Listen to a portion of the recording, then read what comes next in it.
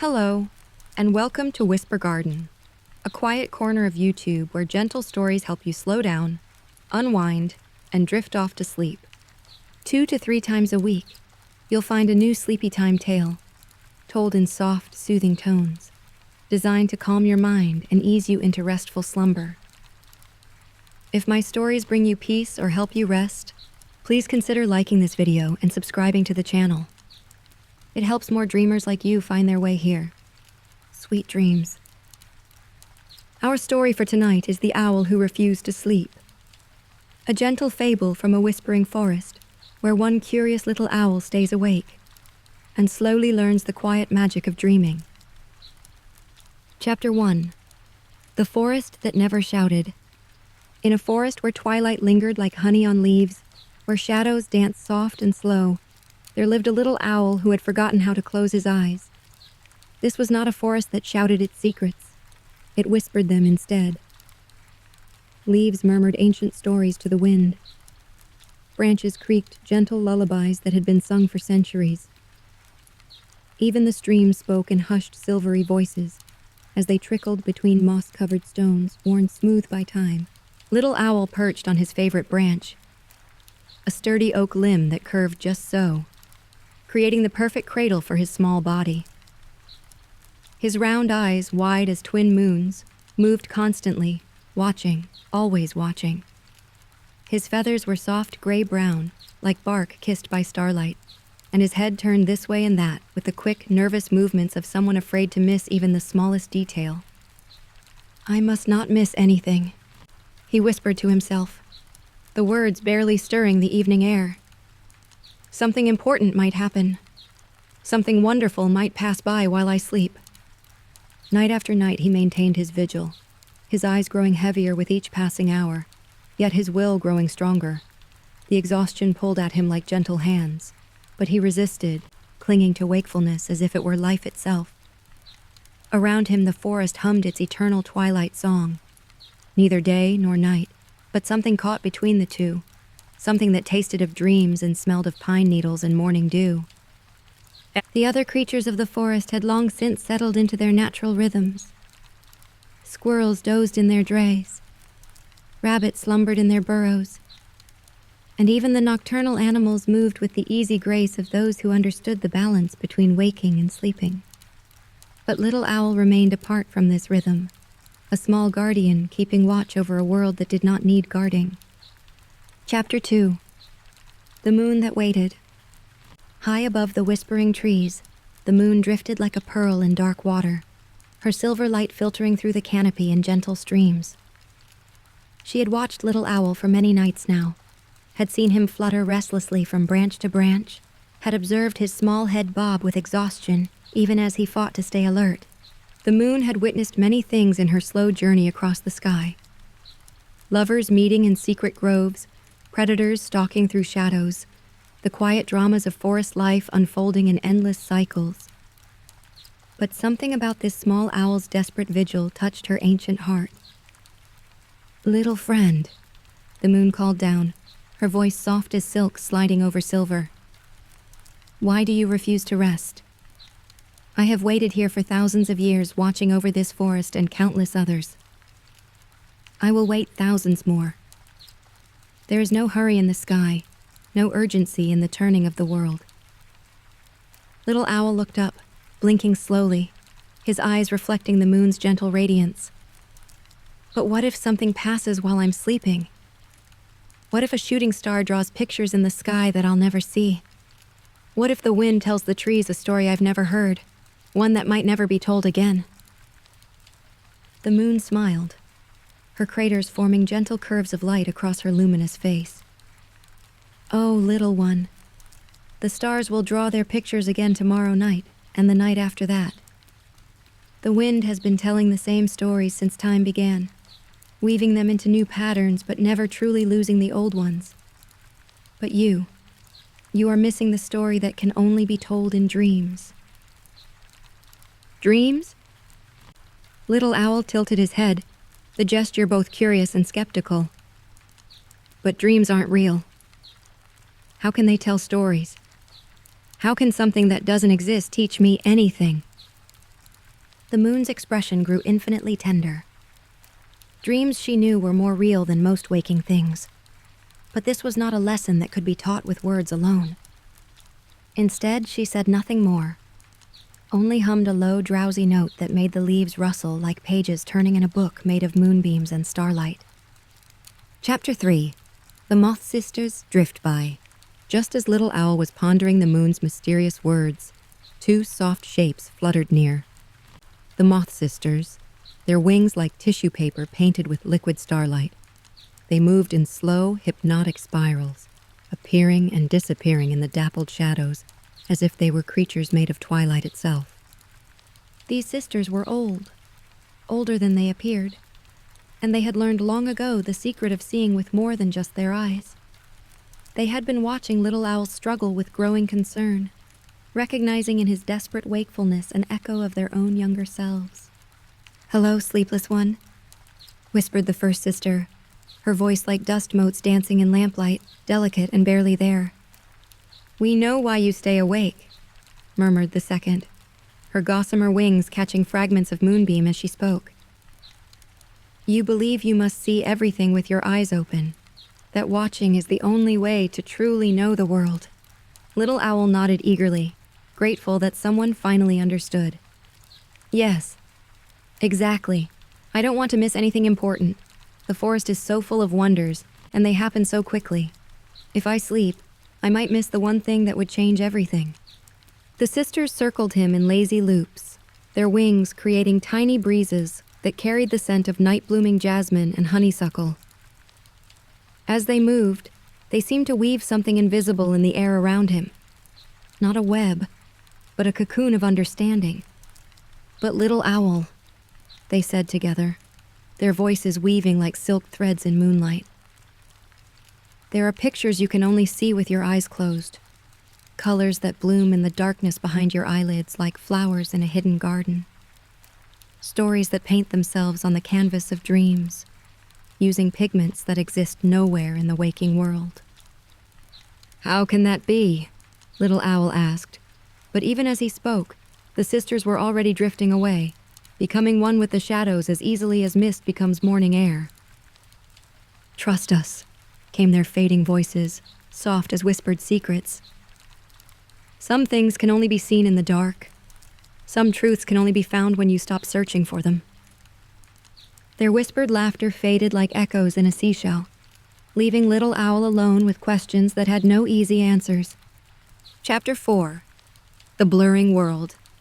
Little Owl tried to follow the Moth Sisters, but something strange was happening to his perception. The world was becoming soft around the edges, like watercolors bleeding into each other on wet paper. The trees swayed when there was no wind to move them.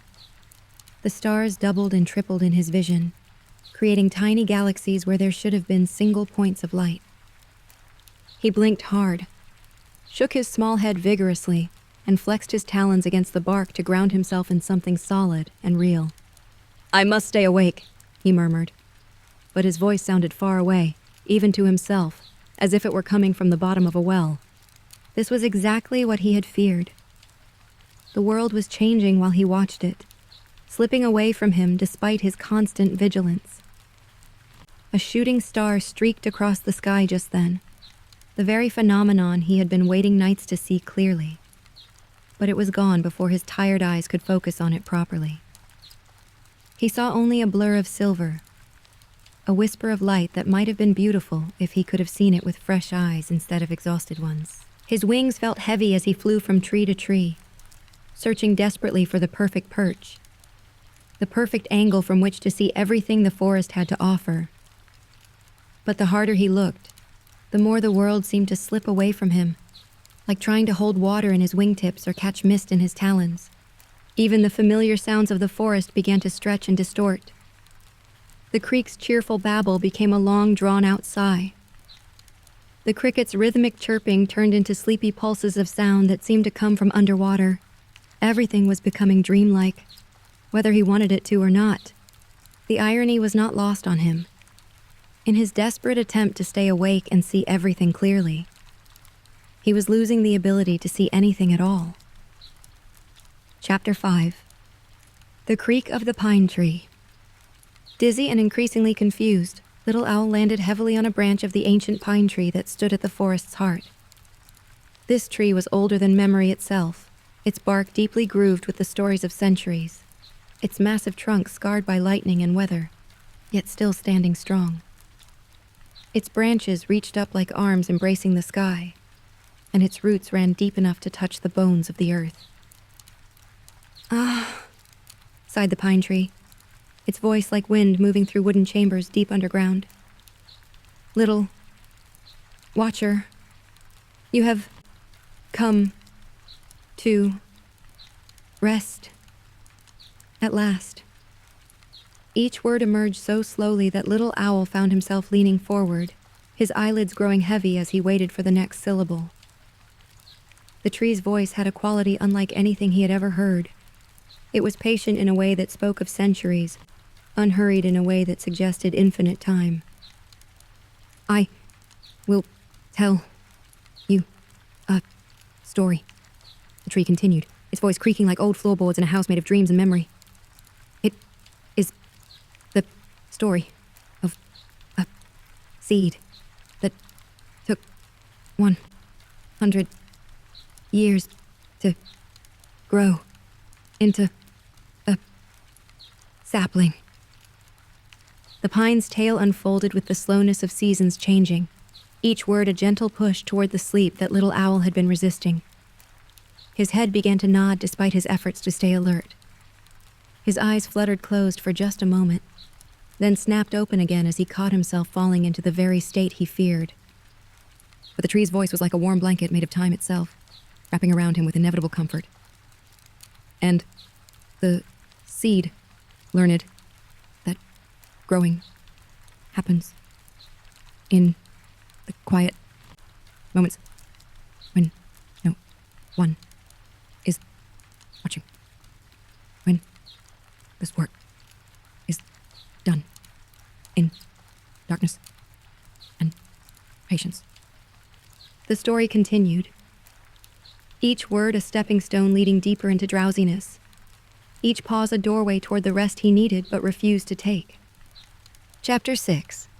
The Slow Fox Appears. As the pine tree's ancient story drifted through the twilight air like incense, a new presence emerged from the shadows between the trees. A fox appeared, moving with such fluid grace that he seemed to flow rather than walk, as if he were made of liquid starlight poured into the shape of fur and bones. His coat was the color of autumn leaves mixed with rust and sunset, deep red gold that seemed to hold its own inner light. His eyes were amber pools that reflected not just the moonlight, but something deeper. The accumulated wisdom of someone who had learned the art of patience, who had discovered the secret of moving through the world without disturbing its essential peace. The fox settled himself at the base of the ancient pine with ceremonial care, curling his magnificent bushy tail around his paws like a cloak. When he looked up at Little Owl, his gaze was both gentle and knowing, as if he could see straight through to the small owl's anxious heart. "Hello, Little Watcher," the fox said, his voice like velvet brushed against silk, warm and textured, and impossibly soothing. "I am called the Slow Fox, and I have been looking for you for quite some time." Little Owl blinked down at him, fighting another wave of drowsiness that threatened to pull him under. "Looking for me? But why? I'm nobody special. I'm just an owl who can't sleep." The fox's whiskers twitched in what might have been a smile, though his expression remained infinitely patient. "Ah, but that is exactly why I sought you out. You see, I know of a story that only you can hear, a story that lives in a place you have never been, though it is closer than your own heartbeat, more intimate than your own breath." "Where?" Little Owl asked, his curiosity overriding his exhaustion for a moment. "In the country of sleep," the fox replied, his words carrying the weight of absolute truth. "In the land of dreams, where stories are told not in words, but in colors and feelings. In the gentle weight of rest, settling on tired wings like snow settling on winter branches." Little Owl's feathers ruffled with anxiety, an unconscious gesture that made him look even smaller and more vulnerable. But I don't want to sleep. What if I miss something while I'm dreaming? What if the most important thing that will ever happen occurs while my eyes are closed? The fox's expression grew even more gentle, if such a thing were possible. Little one, this story I speak of can only come when you are dreaming. It is extraordinarily shy, you see. It only appears when eyes are closed and minds are quiet, when the busy world finally stops spinning long enough for wonder to bloom in the spaces between thoughts. Chapter 7. The Art of Letting Go. Little Owl shifted uncomfortably on his branch, his talons gripping the bark with unconscious tension. Everything the fox said sounded beautiful, magical even, but it also sounded impossible, like a riddle with no answer or a door with no key. Real stories have sounds, he insisted, though his voice grew smaller even as he spoke, as if part of him was beginning to doubt his own words. They have words and voices and things you can hear with your ears. They have characters who do things, plots that unfold in logical order. How can a story exist without any of that structure? The fox tilted his elegant head, considering the question with the seriousness it deserved. Tell me, little owl, when you watch the sunset paint the sky in shades of gold and crimson, do you hear its colors? When you feel the wind ruffle your feathers with perfect gentleness, do words tell you how soft it is? Little Owl thought about this, his tired mind working slowly through the implications. Well, no. But I can see the sunset with my eyes. I can feel the wind with my body. Those are real sensations. Exactly, the fox said softly, his voice carrying a note of quiet triumph. Some stories are told to different parts of you, not to your ears or your eyes, but to the part of you that knows without knowing, that sees without physical sight, that hears the music that plays in the spaces between notes. The owl's eyelids fluttered as another wave of exhaustion washed over him. The fox's voice was so soothing, like honey mixed with moonlight and poured slowly over tired wings. But what if it's not real? What if dreams are just nothing? Just random thoughts mixed together while the mind rests? Dreams, said the fox, and his voice carried the weight of absolute conviction, are the most real things of all. They are where your heart goes to remember what it loves most deeply. They are where tired souls go to be renewed, where the spirit learns to fly again. Dreams are not escape from reality. They are reality distilled to its purest essence. Around them, the forest held its breath, as if all the trees and creatures were waiting to see what Little Owl would choose. The familiar exhaustion of endless watching, or the unknown country of sleep and dreams. Chapter 8. The Fox Begins His Tale. The fox curled more comfortably at the base of the ancient pine, his magnificent tail wrapping around him like a cloak woven from autumn itself. When he spoke again, his voice dropped to barely more than a whisper, each word carrying the weight of velvet and the softness of falling leaves. Once upon a time, he began, and those 4 simple words seemed to shimmer in the air like a spell being cast. In a place that exists only in the spaces between sleeping and waking, there was a grove where the very nature of things was gently turned upside down. In this grove, the trees grew downward into the sky instead of up from the earth. Little Owl found himself leaning forward despite his determination to remain alert, drawn by the strange, impossible images the fox was painting with his gentle words. There was something about the rhythm of the fox's speech, the way each sentence flowed into the next, like water finding its own level, that made resistance feel not just futile, but unnecessary. In this topsy-turvy grove, the fox continued, his voice growing even softer, the leaves were made of crystallized laughter. Can you imagine such a thing?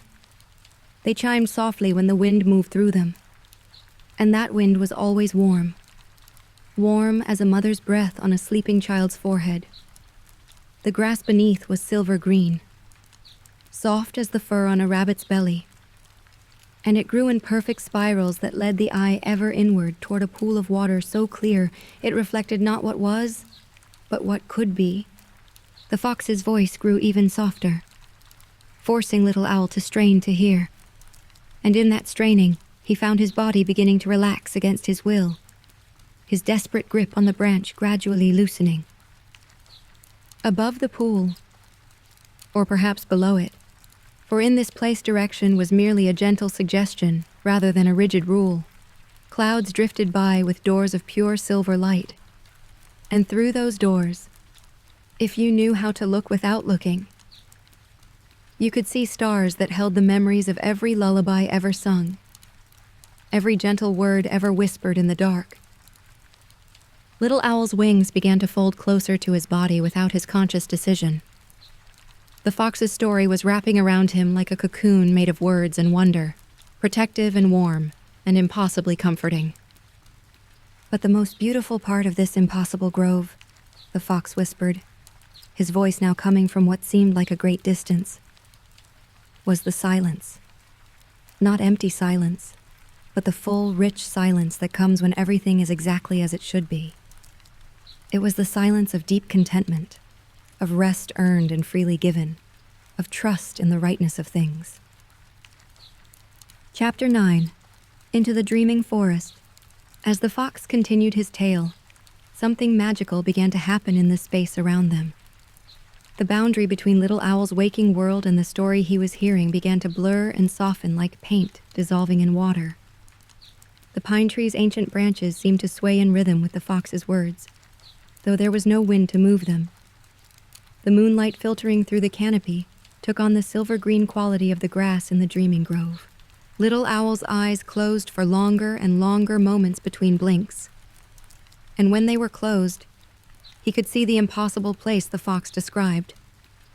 Not with his physical eyes, but with something deeper, something that had been waiting inside him all along like a seed waiting for the right season to sprout. In the dreaming grove, the fox continued, his voice now like wind moving through silk curtains, barely audible but somehow perfectly clear. There lived creatures made of starlight and whispers. They moved like liquid music given form, and when they laughed, flowers bloomed in colors that have no names in the waking world, colors that exist only in the secret vocabulary of dreams. Little Owl swayed gently on his branch, caught perfectly between the real forest and the dreamed one. The two places were becoming one, the way watercolors blend on wet paper, each informing and enriching the other.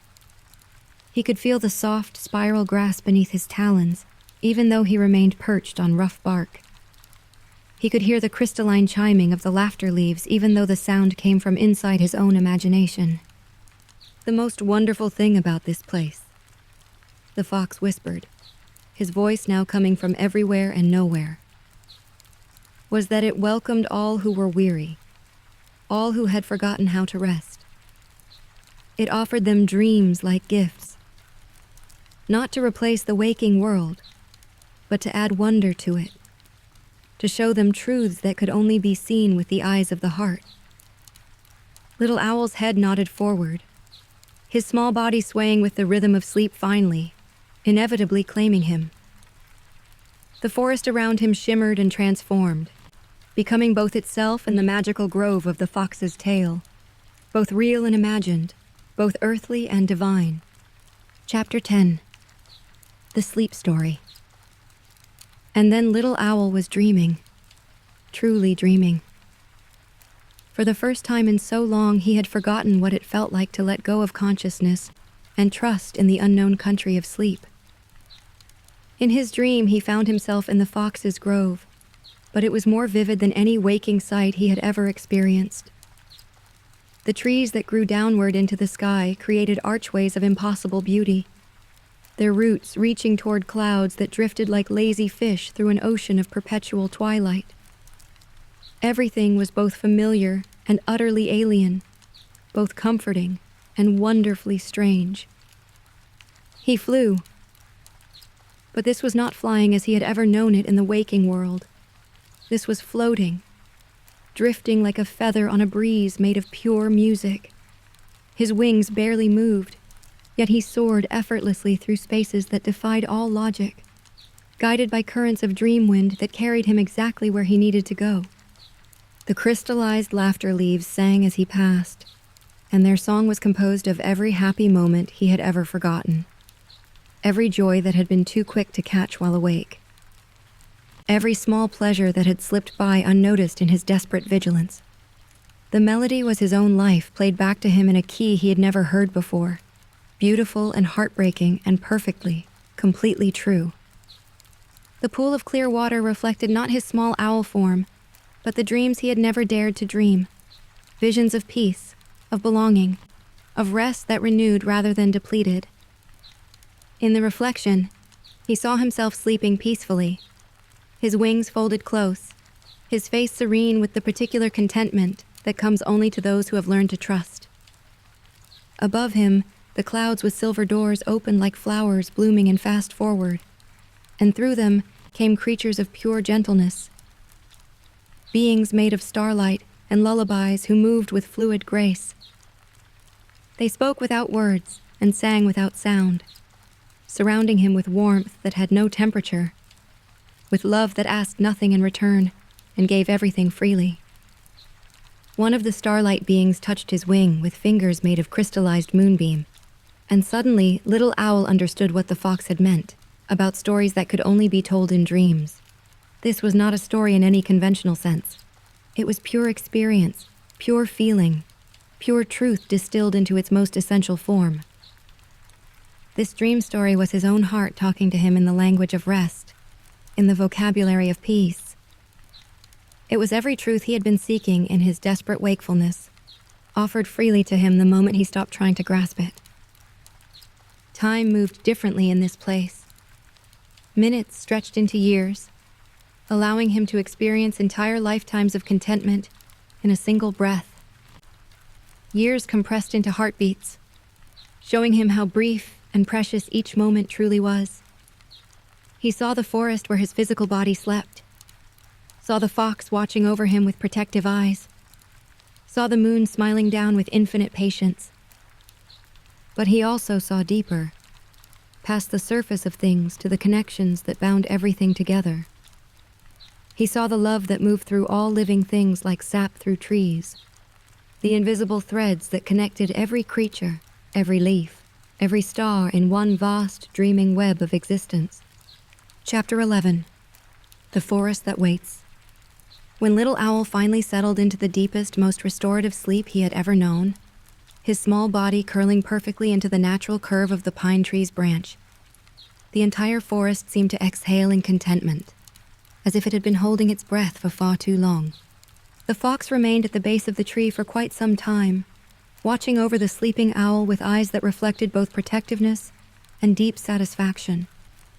This was the work he had been born to do, guiding weary souls into the rest they needed but feared to take. The moon continued her patient orbit overhead, humming softly, her light gentler now, more like a lullaby made visible. The moth sisters drifted by occasionally on their silent wings, their passage creating gentle breezes that stirred Little Owl's feathers like the softest of caresses. They had known this moment would come, had seen in the small owl's desperate exhaustion the seeds of eventual surrender. Now they watched over his sleep with the tenderness of elder sisters caring for a beloved younger sibling. Even the ancient pine tree altered its presence, its massive trunk becoming somehow more supportive, its branches arranging themselves to cradle the sleeping owl more perfectly. The tree's slow voice became a barely audible lullaby. Sleep, little watcher. The forest will keep your secrets safe until morning comes again.